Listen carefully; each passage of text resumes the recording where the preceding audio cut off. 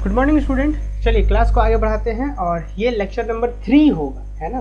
पूरे अगर पेपर की बात करें तो लेक्चर नंबर 19 है, पर यूनिट 4 की बात करें तो ये तीसरा क्लास है, प्रोबेबिलिटी एंड स्टैटिस्टिक्स। इससे पहले के क्लासेस में मैंने स्टार्ट करा है, आपका कॉमन कोर्स पेपर चल रहा है ना। तो फिर से थोड़ा सा हम आपको बता दें कि जो सेमेस्टर 2 में CC 5 है, कॉमन कोर्स 5 ये है ना, इसमें लोग mathematical, computational and thinking analysis पढ़ रहे हैं। इसका यूनिट 1, यूनिट 2, यूनिट 3 कंप्लीट हो चुका है। यूनिट 4 में स्टूडेंट यूनिट 4 में भी लेक्चर 1 और लेक्चर 2 कंप्लीट हो चुका है, जिसमें मैंने बेसिक टर्म्स के बारे में बात कर रहा था। बहुत ही बेसिक टर्म्स जैसे रैंडम एक्सपेरिमेंट क्या होता है, इवेंट क्या होता है, म्यूचुअल एक्सक्लूसिव इवेंट्स क्या होते हैं and so on. Basic terms के बारे में बात कर रहे थे। आज के लेक्चर्स में हम बात करने जा रहे हैं प्रोबेबिलिटी के डेफिनेशंस के बारे में, है ना, जो कि हम लोग क्लास 9-10 में भी पढ़े हैं, 11-12 में भी पढ़े हैं प्रोबेबिलिटी के डेफिनेशंस को, और बहुत सारे एग्जांपल्स भी आने वाले क्लासेस में हम लोग डील करेंगे।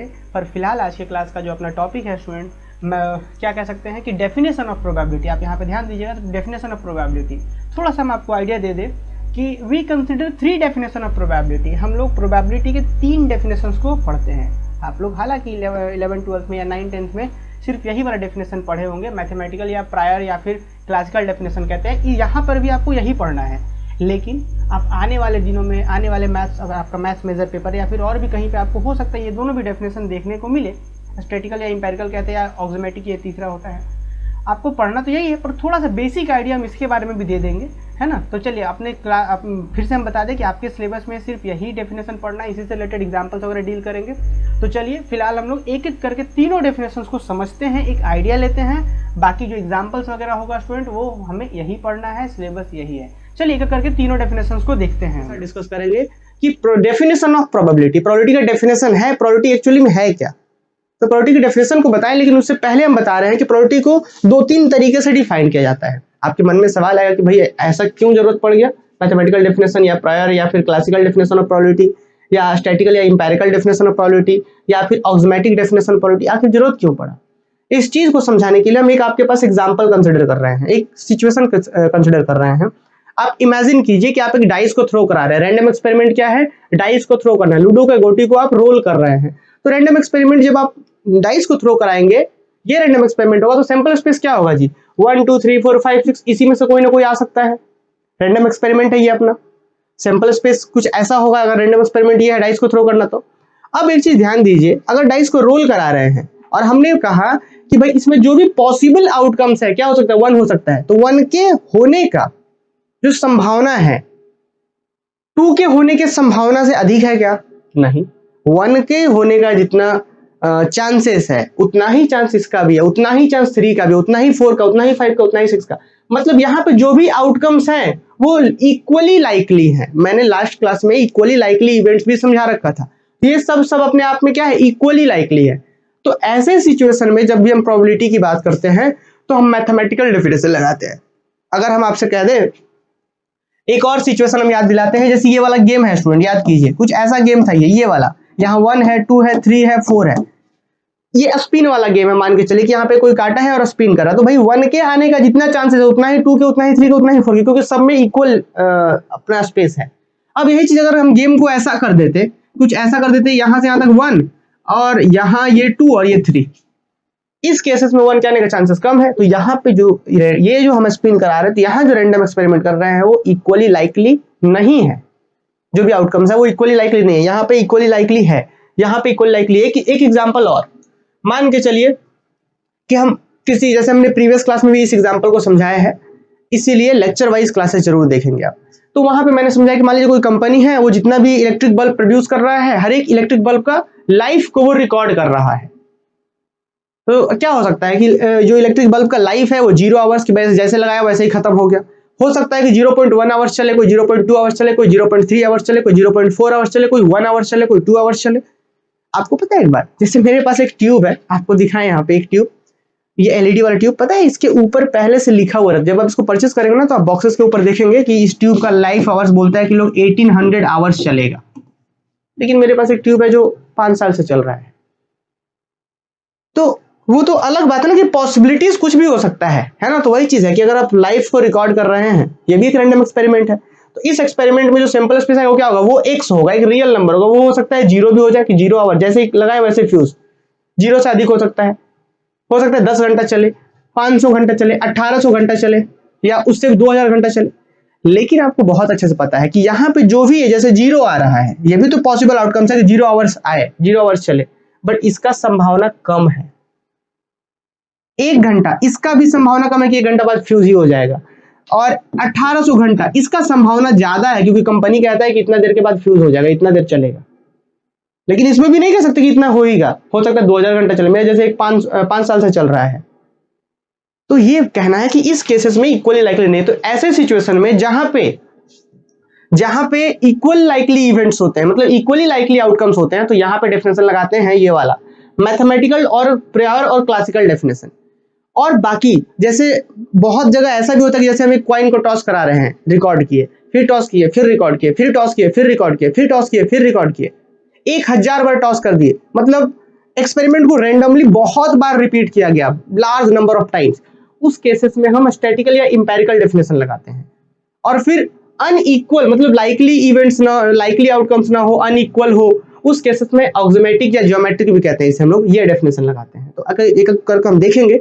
फिलहाल आज की क्लास का उद्देश्य है मैथमेटिकल और प्रायर और क्लासिकल डेफिनेशन। प्रायर का मतलब होता है प्राथमिक, पहला, और मैथमेटिकल या क्लासिकल ये ज्यादातर यूज करते हैं हम लोग ये नाम। तो ये क्या कहता है स्टूडेंट, मैथमेटिकल डेफिनेशन क्या कहता है? ये बड़ा ही सिंपल है जी।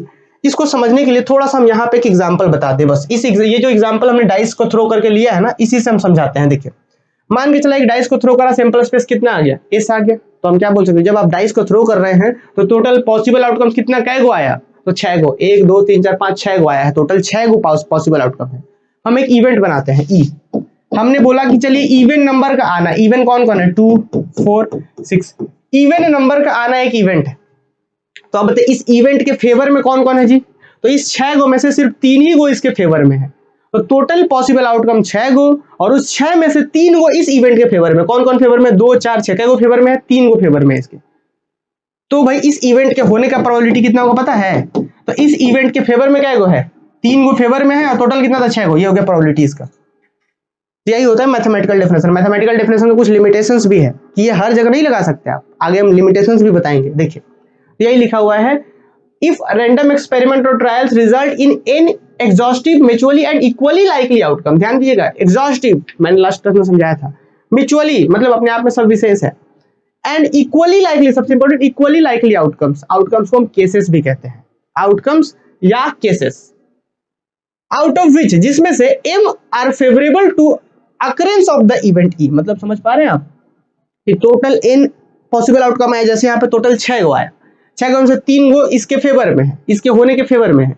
उसी तरीके से यहाँ टोटल n आ रहा है, n में से स्मॉल m किसी इवेंट के होने के फेवर में है। तब बताइए देन द रेशियो, कौन सा ratio? m by n, favour वाला ऊपर, टोटल वाला नीचे। Then the ratio m by n is called the probability of happening of the event कि ई के होने का जो प्रोबेबिलिटी है उसको कौन बताएगा? ये रेशियो m by n। अच्छा, इट इज डिनोटेड बाय, इसको डिनोट कैसे करते हैं हम लोग? तो denoted by p of e, मतलब प्रोबेबिलिटी ऑफ इवेंट ई। क्या होता है? That is probability of event equal to m by n। m क्या था? इसके फेवर में, और ये टोटल। इसको लिख सकते हैं कि number of favourable cases to E, event E के फेवर में कितना केसेस है वो, और नीचे में total number of possible cases. Cases की जगह पर आउटकम्स भी लिख सकते हैं, कोई दिक्कत नहीं, बहुत से बुक्स में आपको मिलेगा ये चीज। अरे बस समझ में, तो ये होता है प्रोबेबिलिटी का मैथमेटिकल डेफिनेशन। तो कंफ्यूज नहीं होना है। अब ये ध्यान रहे, आगे क्या लिखा हुआ है कि this definition was given by James Bernoulli. ये जेम्स बर्नौली के द्वारा ये डेफिनेशन दिया गया था। और ध्यान एक चीज हम आपको बता दें कि जो भी चीज यहाँ पे लिखा गया ना, बहुत प्रेम से लाइव क्लासेस में पढ़ाया जाता है। तो आप हमारा धनबाद मैथ्स एकेडमी का एप्लीकेशन इंस्टॉल करके इन सभी चीजों का नोट्स भी ले सकते हैं, और बाकी जैसे वहाँ लाइव क्लासेस वगैरह के और भी बहुत सारे कोर्सेस है, आप बेनिफिट ले सकते हैं मिनिमम फी में। फिलहाल this definition was given by James Bernoulli, who was first person to obtain a quantitative measure of uncertainty. क्या मतलब हो, जैसे हम मान के चल जाए कि अपने पास एक बाल्टी है, उसमें हम पानी फिल कर रहे हैं, पानी भर रहे हैं, तो हम तो वहाँ मेजर कर सकते हैं ना कि हाँ 1 लीटर पानी हुआ, 2 लीटर हुआ, 3 लीटर हुआ। तो इस तरीके की चीजों को हम तो मेजर कर पा रहे थे। लेकिन जब शुरुआत में गेम वगैरह हो गया, चांस वाला जो गेम होता है, तो उसमें उसको एक क्वांटिटेटिव मेजर दे पाए, वो सबसे पहले जेम्स बर्नौली ने ही करा। मतलब कि ये इस डेफिनेशन को जेम्स बर्नौली ने ही दिया था। आगे बढ़ते हैं, ड्रॉबैक्स या limitations of mathematical definition of probability. Mathematical या क्लासिकल डेफिनेशन ऑफ प्रोबेबिलिटी का ड्रॉबैक्स क्या है, लिमिटेशंस क्या है? तो लिमिटेशंस पहला तो यही हो गया जी क्या है द मैथमेटिकल और classical definition of probability breaks down in the following cases, कि मैथमेटिकल डेफिनेशन फेल कर जाता है इन केसेस में। क्या केसेस है? If the various outcomes of the random experiment are not equally likely और इक्वली प्रोबेबल। मतलब समझ रहे कि जो रैंडम एक्सपेरिमेंट का आउटकम्स है वो इक्वली लाइकली नहीं होता, फेल कर जाएगा। या सेकंड क्या है, if the total number of possible outcomes can not be calculated, कि जो total number of possible outcome है वो कैलकुलेट ही ना किया जा सकता। जैसे यहाँ पे एग्जांपल मैं बता रहा था, यहाँ पे ये वाला, इसमें आप कैलकुलेट कर सकते हैं कि कितना पॉसिबल आउटकम्स आ रहा है, 0 आवर, 0.1 आवर, 0.11 आवर, 0.111 आवर्स, भाई इनफाइनाइट यहाँ पे हो जाएगा। तो ऐसे में तो हम काउंट ही नहीं कर पा रहे पॉसिबल आउटकम, तो कैसे नीचे में लिखेंगे? तो इस केस में भी जहां पे काउंट नहीं किया जा सकता हो, या फिर और the number of possible outcomes of random experiment is infinite, इस केस में भी जब इनफाइनाइट हो जाए तब भी ये मैथमेटिकल डेफिनेशन फेल कर जाता है। ये सब लिमिटेशंस हो गए, और भी बहुत सारे लिमिटेशंस है, बट ये मोस्ट इंपॉर्टेंट लिमिटेशंस मैंने आपको बताया। आइए और आगे बढ़ते हैं। कुछ नोट लिखा हुआ है, the classical definition of probability can be use only in very simple cases like chance of game. ये जो क्लासिकल या मैथमेटिकल डेफिनेशन है ना, ज्यादातर सिंपल केसेस में ही यूज होता है, वैसे केसेस में जहां पे इक्वली लाइकली इवेंट्स हो। और डेली लाइफ में आप देखेंगे तो इक्वली लाइकली इवेंट्स बहुत कम ही देखने को मिलेंगे। चांस ऑफ गेम को छोड़ करके, मतलब किसी गेम वगैरह के चांस को छोड़ करके हर जगह पे आपको इक्वली लाइकली नहीं मिलने जा रहा है। इसीलिए ये सब बहुत सिंपल केसेस में ये मैथमेटिकल डेफिनेशन यूज होता है। जब जैसे हम प्लेइंग कार्ड, वहां पे ये डेफिनेशन यूज होगा। कॉइन को टॉस कर रहे हैं, डाइस को थ्रो कर रहे हैं, वैसे सिंपल जगह पर ये डेफिनेशन यूज होता है। और 11th 12th 9th 10th में हम लोग सब यही सब पढ़ते आ रहे हैं। अब इस क्लासेस में बीएससी मैथमेटिक्स में हम और भी आगे डेप्थ में बात करेंगे, है ना। फिलहाल क्या लिखा हुआ है, this objection was raised by Leibniz against James Bernoulli. James Bernoulli ने तो ये डेफिनेशन दिया ही था, ये वाला डेफिनेशन, मैथमेटिकल डेफिनेशन, लेकिन लेबनीज ने उस पर क्या करा, ऑब्जेक्शन करा कि भाई ये जो आपने डेफिनेशन दिया वो तो सब जगह काम नहीं कर रहा है ना। चलिए तो आगे और बढ़ते हैं। एक क्वेश्चंस भी है आप सभी के लिए, देखिए तो, what is the chance of throwing a 5 with an ordinary die. Ordinary die मतलब समझ रहे हैं, मतलब सामान्य डाई, किसी पे कोई बेईमानी होने का चांस नहीं है ना। तो क्या क्वेश्चन है, क्वेश्चन भी करवा रहे हैं हम। क्वेश्चन है कि भाई क्या चांस है कि आप 5 ले आ पाए ऊपर ऑर्डिनरी डाई के साथ। तो हम क्या लिखेंगे, हेयर रैंडम एक्सपेरिमेंट क्या है, थ्रोइंग अ डाई, डाई को थ्रो करना रैंडम एक्सपेरिमेंट हो गया। तो सैंपल स्पेस क्या आएगा, 1 से 6 तक सैंपल स्पेस हो गया। एक इवेंट बनाते हैं कि टॉप फेस पर 5 आ जाए, उसका हम नाम ई दे देते हैं कि and let A equal to, A बोल दिया हमने, A equal to the number on the upper side is 5, कि अपर साइड पर 5 आ जाए, वो नंबर हमने ए बोल दिया। Therefore total number of possible cases, total number of possible cases बोलिए कि कुल क्या क्या आ सकता था डाइस को थ्रो करने में, 1 2 3 4 5 इसमें से कोई आ सकता था। मतलब ये कहिए कि total number of possible cases कहिए, या फिर सैंपल स्पेस के अंदर कितना एलिमेंट है ये कहिए, दोनों एक ही बात हुआ ना। कि total number of possible cases that is number of element in S is equal to 6। Total possible cases 6 है, और ऊपर में 5 आए, वहां कै गो जगह पर 5 आ सकता, तो एक ही जगह पर है, एक ही जगह में 5 होता है। And number of favourable cases to event A equal to क्या है, 1, एक ही जगह 5 हो सकता था। तो फाइनली क्या कहेंगे, probability of A equal to, मतलब इस इवेंट ए का प्रोबेबिलिटी कितना होगा, number of favourable cases to event A divided by total number of possible cases. तो 1/6 this is equal to, this is answer. तो ये हो गया आपका आंसर। एक क्वेश्चन और है यहाँ पे कि the coin are toss together, sorry 2 coin are toss together. यहाँ पे इस क्वेश्चन को लेने का अर्थ, मेरा थोड़ा सा समझाने का कॉन्सेप्ट है यहाँ पे, यही अपना उद्देश्य है इसमें। देखिए एक क्वाइन को हम 2 बार टॉस करा रहे हैं, इसको समझिएगा क्या बोला गया, 2 क्वाइन आर टॉस टुगेदर। अपने पास 2 सिक्के हैं, एक 5 का एक दूसरे 5 का, क्वाइन को टॉस करा दिए साथ में। 2 coin are toss together, 2 coin को एक साथ टॉस करा दिए। क्या हो सकता है अपने पास, एक यहाँ पे आएगा और एक यहाँ पे आएगा, यही ना होगा जी भाई। 2 कॉइन को टॉस करेंगे, गिरेगा तो ऑब्वियस है। 2 कॉइन को टॉस करेंगे तो अपने पास सिचुएशन कुछ ऐसा बना, एक पहला वाला यहाँ पे दूसरा वाला, दोनों कॉइन। यहाँ पे हो सकता है कि पहले हेड आ जाए, इसमें भी हेड आ जाए, ये हो सकता था, ये पॉसिबल हो सकता था। हेड इसमें टेल हो सकता था, इसमें टेल इसमें हेड हो सकता था, या टेल दोनों में हो सकता था। ये संभावनाएं हो सकती है कि जब 2 कॉइन को टॉस करेंगे तब। अच्छा जी, अब इसी सिचुएशन को थोड़ा अलग तरीके से हम बात करते हैं। अब बोला गया 2 कॉइन को टॉस की जगह पे हम ये भी बोल सकते थे कि एक कॉइन को टॉस कराए, फिर वापस से उसी कॉइन को टॉस करा दिए। मतलब एक कॉइन को टॉस कराए, जो भी आया होगा, और फिर अगेन दूसरे कॉइन को टॉस करा दी। A coin is toss twice, 2 coin को एक साथ टॉस कराइए, या फिर एक कॉइन को 2 बार टॉस करा दीजिए। एक कॉइन को टॉस कराए यहाँ आया, फिर उसके बाद तुरंत वापस से उठाए और फिर वापस से टॉस करा दिए एक बार और, तो फिर अपने पास फिर से वही तो सिचुएशन वही बन गया ना। इसीलिए आपको बहुत से बुक्स में ऐसे भी लिखा मिलेगा 2 कॉइन आर टॉस्ड टुगेदर, या फिर मिलेगा और अ कॉइन इज टॉस्ड ट्वाइस, कि एक कॉइन को 2 बार टॉस किया, दोनों ही एक ही चीज देगा और एक ही सैंपल स्पेस देगा। इसमें भी एक कॉइन को 2 बार टॉस कराएंगे तो पहले ये फिर ये वापस से फिर से वही बात, हेड हेड हो सकता है या हेड टेल या टेल हेड या टेल टेल। अब क्वेश्चन क्या पूछा गया है, find probability of head on both coin, कि दोनों कॉइन्स पर हेड हो, इसका प्रोबेबिलिटी क्या है आप बताइए। देखिए सॉल्यूशन क्या करेंगे, sample space S equal to क्या, head head head tail tail head tail tail, ये सैंपल स्पेस हो गया।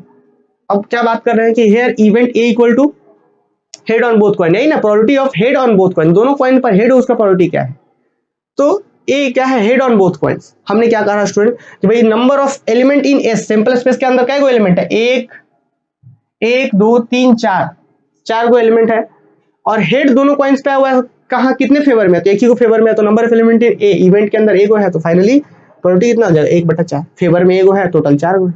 तो ये होता है प्रोबेबिलिटी का बेसिक कॉन्सेप्ट। बाकी हम लोग परमुटेशन, कॉम्बिनेशन और भी बहुत सारे थ्योरम्स वगैरह के ऊपर बात करेंगे। फिलहाल आज के क्लास का जो बेसिक सा टॉपिक था वो था मैथमेटिकल या प्रायर वो क्लासिकल डेफिनेशन ऑफ प्रोबेबिलिटी, है ना। उम्मीद है सभी बच्चों को समझ में आया होगा। और बाकी अगर आप लोग कमेंट करते हैं और इस वीडियो को अपने दोस्तों के साथ साझा करते हैं, शेयर करते हैं, तब फिर हम लोग इस सीरीज को कंटिन्यू करेंगे और लास्ट तक पूरा एकदम प्रोबेबिलिटी स्टैटिस्टिक्स को बहुत अच्छे से कंप्लीट करवाएंगे।